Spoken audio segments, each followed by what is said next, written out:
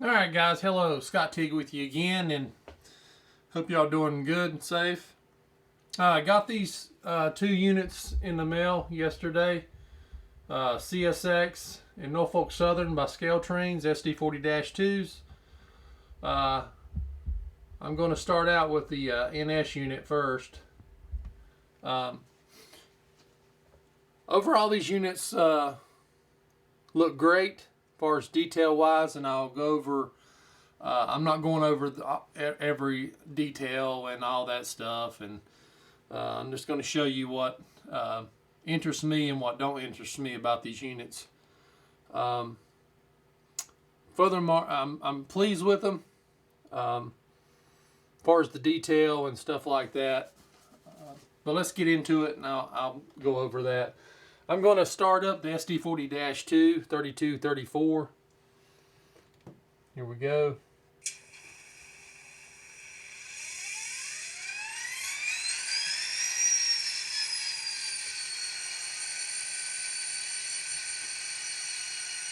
Pretty good sound on the prime mover. Here's the horn. The bell.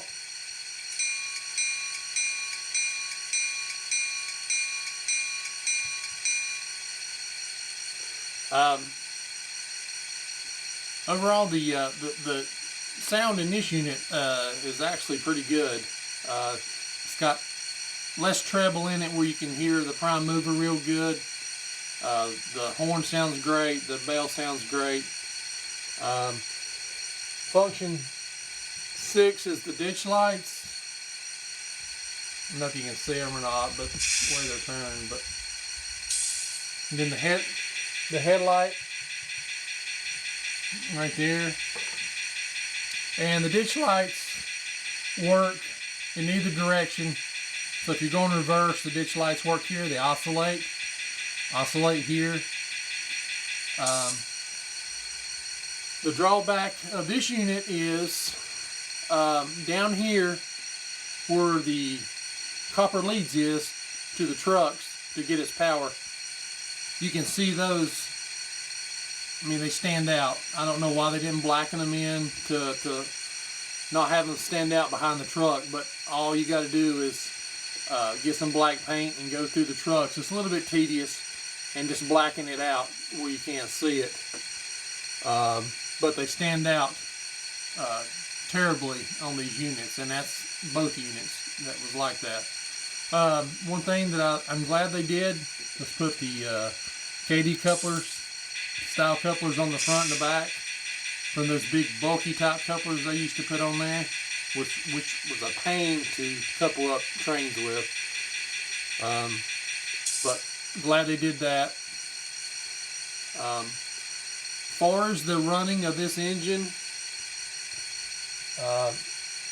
they're jerky. In slow speeds, they're jerky, and I don't know why, but let's see if I can get it to do it, and I'll show you.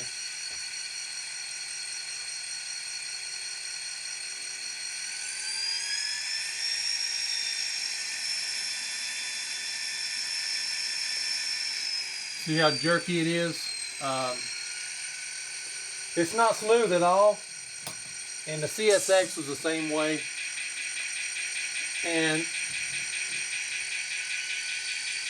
there's a way to get rid of some of that jerkiness is go in and set your CV54, and what you do is you want to program either unit, what unit, you know, number or whatever that you're putting in. You can program it on the mainline track or a programming track, but I do it on the mainline. Just be sure that you get the number that you're programming, and go into CV54 and set it to 0 and mash enter and get out of it. And then what you want to do is you want to mash your horn button, and what this engine will do, it will take off probably about 2 or 3 feet. And what that's doing is it's categorizing those speed steps for smoother motion. Now sometimes it will get that jerkiness out of a locomotive, and sometimes it won't, but it'll help it. And the only drawback of doing that is once you put that into your locomotive and it reads all that in CVs to get it a smoother roll, it will use all the speed steps. So if you go to like speed step 50 after you do that, it'll probably go only half speed.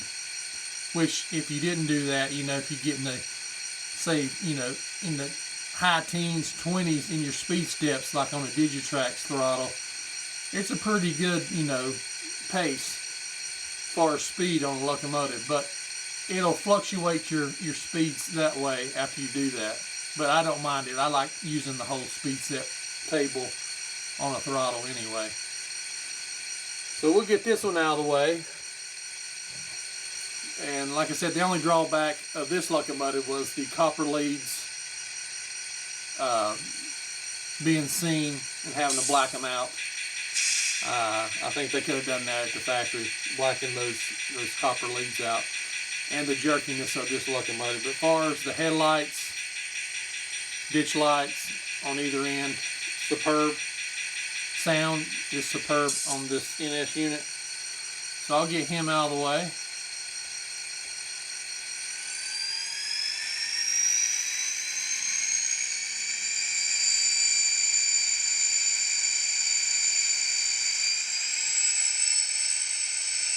Alright, he's out of the picture now.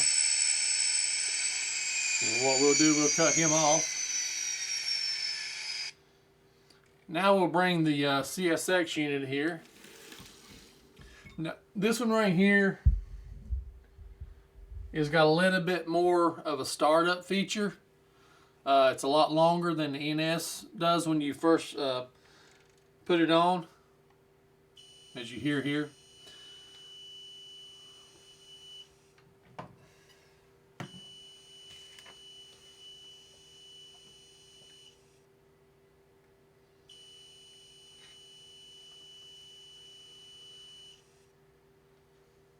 Pretty long, but if you, and I had to cut this one down, as you can hear, because it was a lot louder than this one right here. I may turn it up just a little bit more, but I mean, it was just overpowering this NS unit. You couldn't hardly hear it. What you can do, if you do not like the startup things at the first, you can disable the startup method by setting your CV to 124, set it to 0, and that will disable the startup. Now this unit, it's also fantastic as far as detail and stuff like that, spot on. I mean, there's just hundreds of detail stuff you can look at on this locomotive. The only drawback was the K5LA horn. It looked like a piece of styrene sitting on top of the locomotive. It was flat as a pancake. So what I did is I took it off and got one of those Atlas K5LAs and put it on there. Whole lot better. Those had the copper leads that you could see through the trucks too. That stuck out. Let me turn the ditch lights on this one.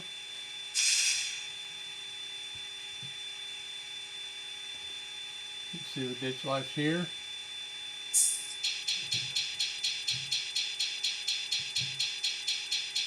And then the headlight here. Okay, it's on. And it's also got directional headlights and ditch lights on the back. So if you're going backwards, and these also oscillate, and the NS engine oscillates. And there's if you read your booklet, there's ways to, if you do not want them to oscillate, you can cut that off and they'll just be just on when the horn blows and stuff like that. Like I said, the only drawback on this unit was the copper leads and the horn on this one. And we'll see if we can get it.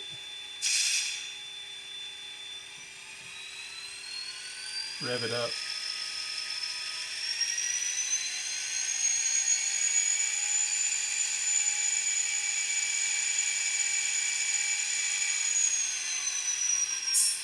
And here's the horn in this one.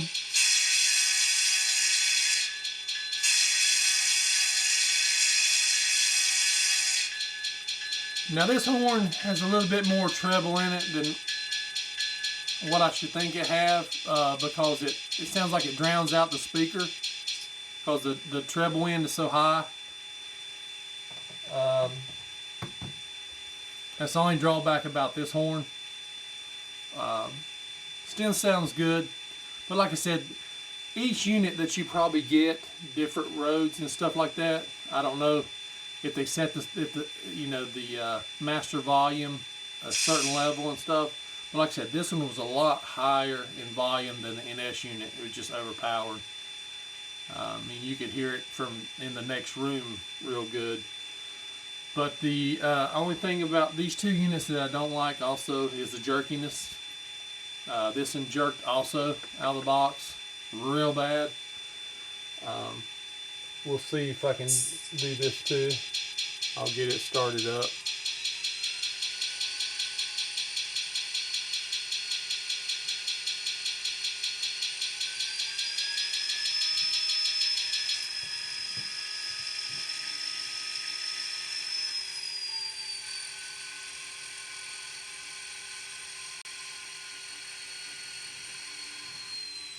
See how the jerkiness is in that unit?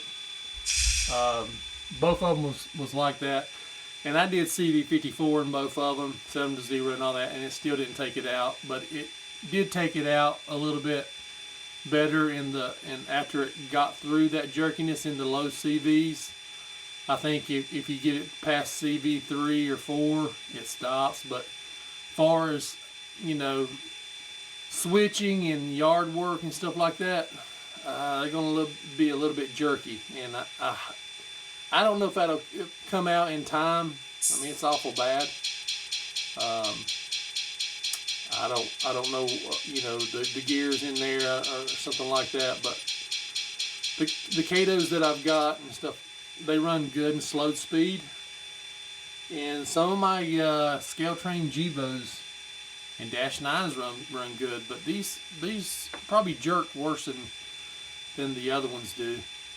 And I have set in the past in other locomotives CV54 to 0 and then calculating the CVs to get that out, and it does get it out. But these two, for some reason, it didn't help as much, and that's the only drawback too, is the jerkiness at the front at the low end CVs.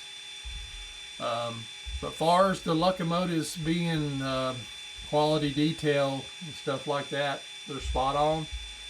But I'm looking for smooth runners, and I'll probably have to give these two units, I'll probably, far as the slow speed type running, 8.5 out of 10.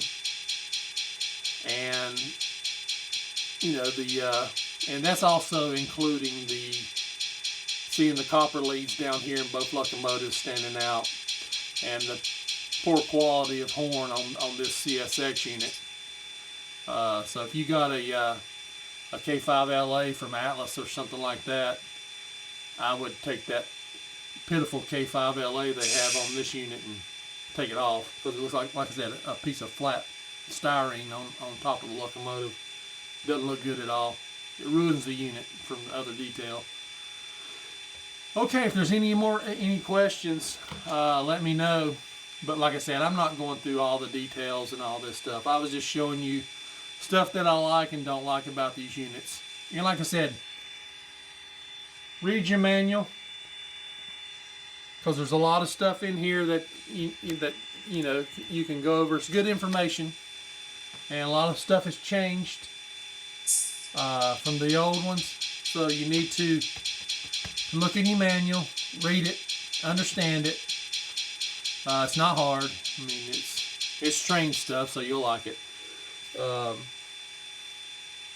And I think that's about it. on these two units. So if you get some, just play around with them. Like I said, blackening those copper leads helps out a bunch. They don't stick out as much. It's a little bit pain to do, but and don't worry about getting it into where the copper strips connect to the wheels and all that. You won't, as long as you don't have runny paint, you'll be fine. Blacken both these out, no problems at all about, you know, electrical pickup. And like I said, if you got any questions about it, just give me a holler on here and let me know in the comments. And until next time, guys, be safe and happy modeling.